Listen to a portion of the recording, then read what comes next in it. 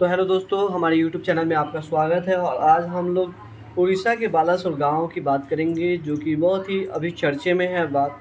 वहाँ पे जो दर्दनाक घटनाएँ हुई हैं, उसको देख कर के आपकी भी रूह काँप उठेगी। हुआ क्या था कि बालासुर में एक कॉलेज है, जहाँ पे एक स्टूडेंट जो कि बीए की छात्रा थी, जिसकी उम्र लगभग 20 साल बताई जा रही है। उस स्टूडेंट के साथ ऐसी घटना हुई है ना, कि आप लोग जब देखेंगे उस घटना को, तो आपका दिल भी दहल जाएगा। वो इस तरीके की घटना है, मतलब ज़िंदा ज़िंदा इंसान जल रहा है।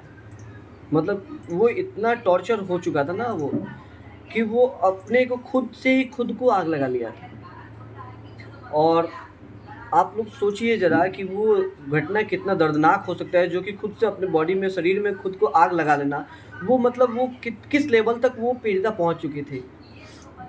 और हमारे देश समाज में इतने कानून हैं, इतने प्रशासन है, इतने लोग हैं, इतने पॉलिटिक्स नेता हैं, फिर भी हम लोग का कोई भी सिक्योरिटी का कोई भी गारंटी नहीं है। जैसे कि दरअसल बात ये जो है बालासुर गाँव की है, जहाँ पे एक कॉलेज है, जहाँ पे एक स्टूडेंट जो थी कि वो ग्रेजुएशन की छात्रा थी वहाँ पे, जिसकी उम्र 20 साल है। कुछ स्टूडेंट उस कॉलेज के थे जो कि काफ़ी दिनों से उसको टॉर्चर कर रहे थे और सेक्सुअल हरासमेंट की धमकियाँ दे रहे थे, परेशान कर रहे थे, मतलब कि प्रेरित, मतलब इतना उसको टॉर्चर करके रखे थे ना, कि वो लड़की को मजबूरन उसको आत्महत्या करना पड़ गया और अपने को ज़िंदा जलाना पड़ गया। ज़रा सोचिए कि वो घटना कैसा होगा। मतलब अगर हम लोग को छोटा-सा भी खरोंच आ जाता है ना, तो हम लोग को कितना तकलीफ़ होता है। हाथ थोड़ा-सा जल जाने के बाद कितना तकलीफ़ होता है। मतलब 10 दिन तक हम लोग परेशान रहते हैं इस जले हुए हाथों से लेकर। लेकिन सोचिए कि वो लड़की इतना परेशान हो चुकी थी ना, कि खुद अपना पूरा बॉडी को आग लगा दिया उसने। दरअसल बात ये है उस लड़की की कि उसने ऐसा भी नहीं है कि उसने कंप्लेन नहीं किया था। उसका कंप्लेन का लिस्ट प्रतिदिन बढ़ते जा रहा था। जैसे कि उसने पहले तो उसने कंप्लेन किया अपने कॉलेज में ही प्रिंसिपल साहब से, लेकिन प्रिंसिपल साहब उल्टा में ये बोल रहे हैं कि तुम कंप्लेन को वापस लो, क्योंकि कंप्लेन करने से और भी परेशानियाँ बढ़ जाती है उस प्रिंसिपल के लिए। लेकिन लड़की की क्या परेशानियाँ बढ़ रही हैं, उसको उस प्रिंसिपल से कोई मतलब नहीं था। दूसरी चीज़ देखिए कि वो प्रिंसिपल उसको प्रेशराइज़ करने लगा कि जो भी तुमने कंप्लेन किया उस कंप्लेन को वापस लो, और हम लोग इसकी बातें चर्चा करेंगे, हम उसको बता देंगे, समझा देंगे, बुझा देंगे। जो अपने अपने एंड से जो भी बातें थी, वो प्रिंसिपल अपने अपने एंड से सारी बातें उस लड़की को समझा दी। लेकिन लड़की के उतना बोलने के बावजूद भी, कि उन लोगों को हम पहले से समझा चुके हैं, लेकिन वो लड़के बाज नहीं आ रहे अपनी आदतों से। लेकिन इस बात से भी प्रिंसिपल को कोई प्रभाव नहीं पड़ा। लास्ट में हार करके वो लड़की पहुँची स्थानीय थाना, पुलिस में पहुँची और पुलिस में जाकर उन लड़कों के खिलाफ कंप्लेन किया उसने। लेकिन वो पुलिस भी कोई एक्शन नहीं लिए। फिर लड़की वहाँ से भी हताश, निराश लौट के उसने सोचा कि एक और रास्ता है जिससे हमारा निदान हो जाएगा समस्या का। उसने डीएम के पास भी गुहार लगाई, डीएम के पास, एसपी के पास, मतलब एप्लीकेशन लिखा, मिली, फिर बातें हुई, अपनी सारी परेशानियाँ बताई उसने।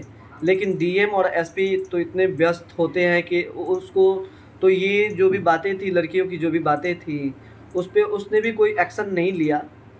और उसके बावजूद भी लड़की हारी नहीं, फिर भी लड़की ने सोचा कि हम क्यों ना शिक्षा मंत्री को एक लेटर लिखते हैं। हो सकता है कि पॉलिटिक्स प्रेशर डीएम लोगों पे पड़ेगा, तो उस पे एक्शन होगा और मेरा जो भी समस्या है उसका समाधान होगा। उसने एक लेटर लिखा, जो कि शिक्षा मंत्री को लिखा उसने, लेकिन वहाँ से भी कोई रिस्पॉन्स नहीं मिला। लास्ट में आकर के वो सीएम को भी एप्लीकेशन लिखा था, लेकिन लास्ट में कोई भी रिस्पॉन्स नहीं मिलने के कारण वो परेशान होकर के वो पीड़िता, मतलब कि एक लेवल होता है इंसान का, कोई भी इंसान का सहने का एक क्षमता होता है, वो सारा ओहदा पार कर चुकी थी वो लड़की। लास्ट में उसको दिखा कि हमको खुद से इसका निदान निकालना पड़ेगा, और उस निदान के चक्कर में उसने आग लगा ली और अपने आप को आग में झुलस लिया और अपने आप को आत्महत्या के रूप में बदल दिया। तो आप लोग ज़रा सोचिए कि लड़की ने जितना भी सक्षम, जिस जिस तरीके से वो सक्षम थी, जिस चीज़ों को वो फ़ॉलो करके, हर चीज़ों को फ़ॉलो अप करके, और सब मतलब कि हमारे जो नियम कानून है उसके तहत ही उसने कंप्लेन सारा किया था।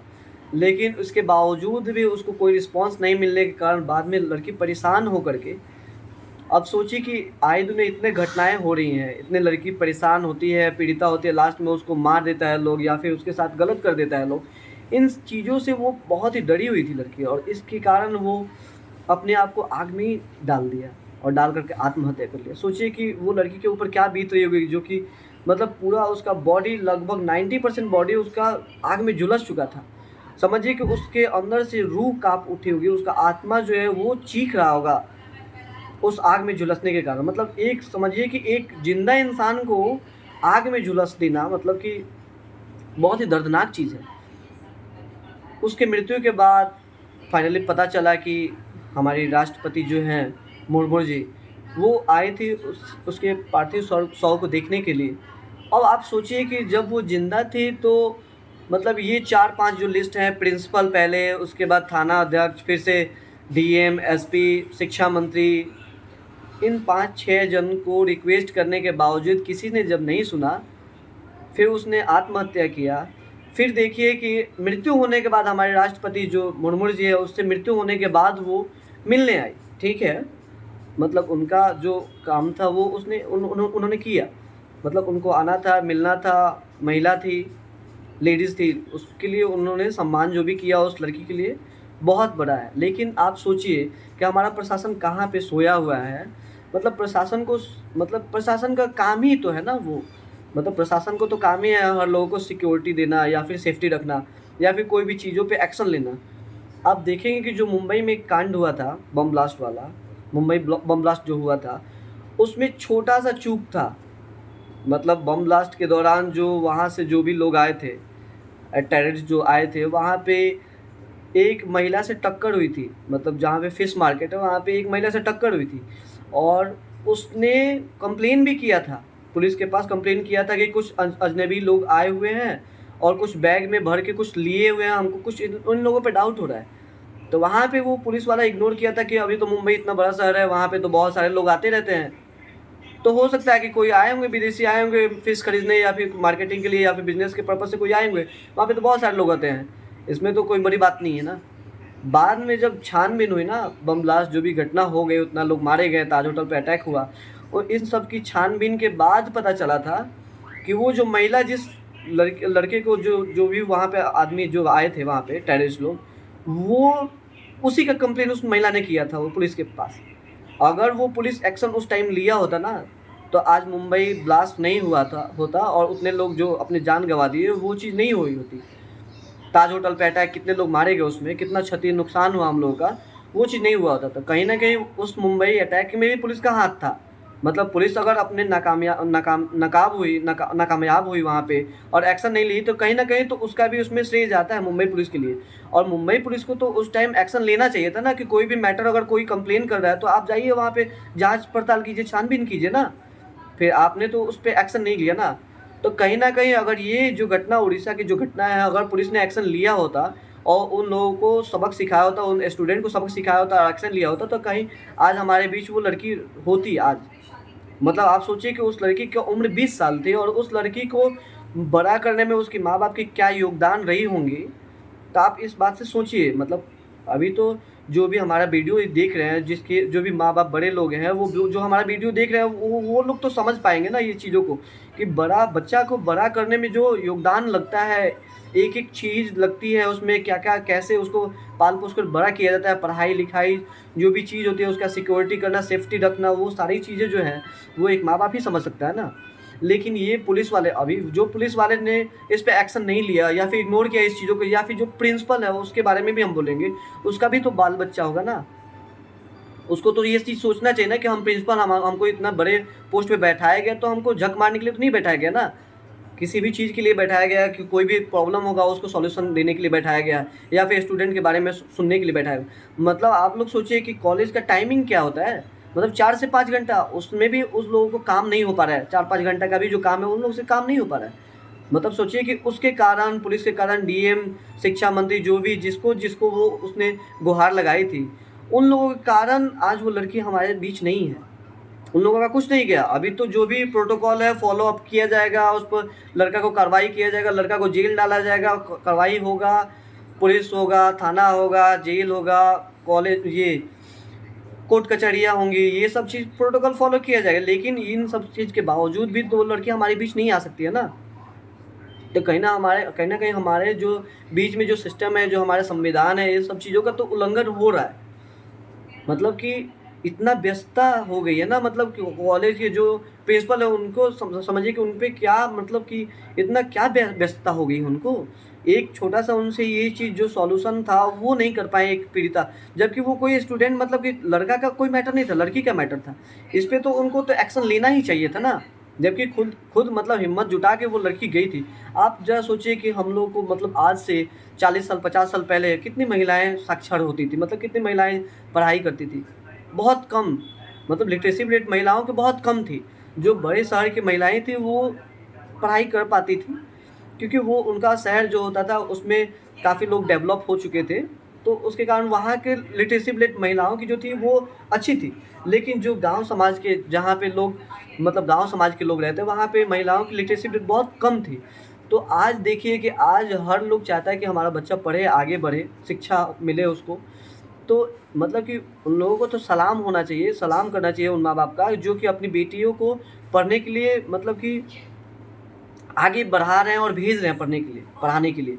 और सरकार भी देखिए कितना एकजुट होकर के सरकार इस पे, मतलब कि महिलाओं के लिए कितना सुविधाएँ दे रही हैं, लैपटॉप दे रही हैं, पैसा दे रही हैं, कि ताकि महिलाएँ भी आगे बढ़ें और महिलाओं का भी कदम पुरुषों के कदम के बराबर हो और महिलाओं को भी अपना हक मिले। तो सोचिए कि मतलब सरकार एक चोटी लगा कर के जुटी हुई है कि हम महिलाओं को आगे बढ़ाएँ। माँ-बाप भी उसमें अपना योगदान दे रहे हैं कि हम अपने बेटी को भी आगे बढ़ाएँ, बहन को भी आगे बढ़ाएँ, पढ़ाई-लिखाई कराएँ। लेकिन ये चंद जो 2 टके के जो गुंडे होते हैं, जो कि लड़कियों को कुछ समझते नहीं हैं और लड़कियों को मतलब छेड़खानी करते हैं, परेशान करते हैं, टॉर्चर करते हैं, सेक्सुअल हरासमेंट करते हैं। उन लोगों को तो सख्त से सख्त उन लोगों के लिए कार्रवाई होनी चाहिए और उन लोगों के लिए एक कड़ा नियम बनना चाहिए और ये स्ट्रिक्टली एक्शन लेना चाहिए। और इसका, जैसे देखिए हम लोगों को कोई भी चीज़ कहीं भेजना होता है ना, तो हम लोग तो एक तो डाक थ्रू भेजते हैं, जो कि काफ़ी टाइम लग जाता है उसको भेजने में।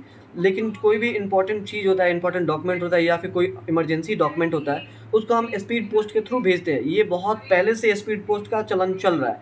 लेकिन हमारा जो कानून व्यवस्था है उसमें भी कोई जो भी स्पीड रिपोर्ट है या फिर स्पीड तरीके से कोई भी, मतलब तत्कालीन उस पे एक्शन लेना चाहिए। वैसा कोई नियम बनाना चाहिए और उस पे एक्शन लिया जाए। और जो कि ये एक्शन जो था, ये इस पे एक्शन तत्कालीन लेना चाहिए था पुलिस वाले को। लेकिन उन्होंने ऐसा कुछ भी नहीं किया, जिसके कारण आज वो लड़की जो है हमारे बीच नहीं रही। उसके माँ-बाप का जो 20 साल का योगदान था, सब पानी में मिल चुका। अभी वो जो लड़के हैं उसको क्या सज़ा मिलेगी? मतलब कि ज़्यादा से ज़्यादा 10 साल 12 साल की सज़ा होगी। फिर पैसा डाल कर के वो निकल जाएँगे बाहर, बेल पे छूट जाएँगे, फिर ये हो जाएगा, वो हो जाएगा। मतलब कि सोचिए कि जो, अगर उसका मुँह तोड़ जवाब देना है ना, तो उन माँ-बाप को भी सचेत होना होगा, जिसके वो बच्चे थे जो उस लड़की के साथ ऐसा जो सलूक कर रहे थे, उनको अपने बच्चे को, जो भी लड़के हैं, उनको तो अपने घर से निकाल देना चाहिए और एक मतलब डॉक्यूमेंट बना देना चाहिए कि ये आज से हमारे बच्चे नहीं हैं। हमारा इनसे कोई भी ताल्लुक नहीं है, ज़मीनी रिलेशन कोई नहीं है, हमारा रिलेशन कोई नहीं है, कोई भी संपत्ति पे उन लोगों का रिलेशन नहीं है। मतलब उन माँ-बाप को सैल्यूट करना होगा हम लोगों को कि वो लोग माँ-बाप जो ऐसे बच्चों को, अपने बच्चों को ही अपने घर से बाहर निकाल फेंके, ताकि आने वाले पीढ़ी को भी ये पता चले कि बच्चे को भी पता चले, लड़कों को भी पता चले कि ऐसा एक्शन हो सकता है। हमारे गार्जियन भी हमको ज़मीन से बाहर भगा सकते हैं, हमारा संपत्ति पे अधिकार छीन सकते हैं, ताकि वो लड़कों के अंदर वो डर बना रहे, समाज के अंदर डर बना रहे। तो मतलब इसमें सारे पेरेंट्स को एकजुट होना होगा और जो भी लड़कियों के साथ ऐसा हो रहा है वैसा एकदम एकदम इसके खिलाफ एकदम मतलब एक्शन लेनी होगी, मतलब हमारे प्रशासन को और सरकार को इस पे एक बहुत ही कड़ा कानून बनाना होगा। दूसरी चीज़ हम ये बात कहेंगे कि जो भी इस टाइप के जो भी घटनाएँ आए दिन होती रहती है, इसमें सरकार को एक अलग से ग्रुप बनाना होगा या फिर मतलब तत्काल, मतलब एकदम इमरजेंसी में कॉन्टैक्ट कैसे करें, डीएम से कैसे करें कॉन्टैक्ट, मतलब इमरजेंसी जो हो, एसपी से इमरजेंसी में कैसे कॉन्टैक्ट करें। मतलब लिटरली आप एक चीज़ सोचिए कि अगर एक ग्रुप बना हुआ है व्हाट्सएप ग्रुप, उसमें अगर किसी का भी कोई समस्या है, अगर वो सेंसिटिव मैटर नहीं है, तो आप सीन करके छोड़ सकते हैं ना। उसमें तो आपका समय नहीं खराब हो रहा है ना। लेकिन अगर कोई सेंसिटिव मैटर है उस पे आपको तो एक्शन लेना होगा ना। आपको सरकार देखिए, आपको सरकारी आवास दे के रखी है, गाड़ी दे के रखी है, ड्राइवर दे के रखी है, सारा सुविधा व्यवस्था आपको दे के रखी है, फिर भी आपसे एक्शन इस चीज़ों पे नहीं ले पा रहे हैं आप लोग। मतलब कहीं न कहीं आप लोग का लापरवाही है या फिर आप लोग कहीं और एंगेज हैं, आप लोग किसी फालतू काम में एंगेज हैं, जो कि आप लोगों को ये चीज़ें सेंसिटिव नहीं दिखती हैं। मतलब आप लोग ज़रा सोचिए कि अभी फालतू काम उसी को बोला जा सकता है ना, कि जैसे कि अभी किसी का सैलरी पेमेंट नहीं हो पा रहा है, किसी सरकारी अधिकारी का ये मैटर है, कोई ठेकेदार का मैटर है, रोड का मैटर है, वो तो सेंसिटिव, ये तो अभी किसी की जान से ज़्यादा तो ये तो मैटर सेंसिटिव नहीं हो सकती है ना। मतलब अभी तो किसी के जान का बाजी लगा हुआ है ना यहाँ पे। तो आपको तो ये पहले उसको सॉल्व करना होगा। अभी कोई लड़की का मैटर है, कुछ भी हो सकता है, अभी लड़का का क्या भरोसा अभी। अभी लड़का अभी जितने अभी आगे बढ़ के जो भी मतलब अभी जो भी कानून को हाथ में लेकर के जो भी ये गलत रास्ते पे उतर जा रहे हैं और जो अभी इंस्टेंटली कुछ भी कर दे रहे हैं अभी लड़का घटना। तो इन सब चीज़ों को आपको ध्यान में रखना होगा, कोई क्या मैटर है, क्या नहीं मैटर है, आपको समझना होगा। मतलब आपको जिला प्रशासन बनाया गया, तो आपको तो समझना होगा ना ये चीज़। दूसरी चीज़ है कि इसका भरपाया कोई भी सरकार, कोई भी राष्ट्रपति हो, प्रधानमंत्री हो, सीएम हो, चीफ मिनिस्टर, कोई भी हो, इसका भरपाया नहीं कर सकता है, क्योंकि ये जो घटना हो चुका है मतलब पास्ट टेंस में चला गया है ये। अगर आप प्रेजेंट में कोई एक्शन लिए होते तो शायद इस पे निदान पाया जा सकता है, लेकिन जो पास्ट जो बीत जाता है ना, कहा गया कि कल कभी वापस नहीं लौट के आता है। तो उस लड़की के लिए हम यही कहेंगे कि उसने अपना प्रयास जो भी किया, जितना प्रयास कर सकती थी उतने उसने अपना प्रयास किया। और दूसरी चीज़ कि हमारी सरकार फेल हो गई, यहाँ पे प्रशासन फेल हो गया, इसके लिए क्या ही बोलेंगे। अभी कमेंट में लोग बोलेंगे क्या बोलना है। धन्यवाद।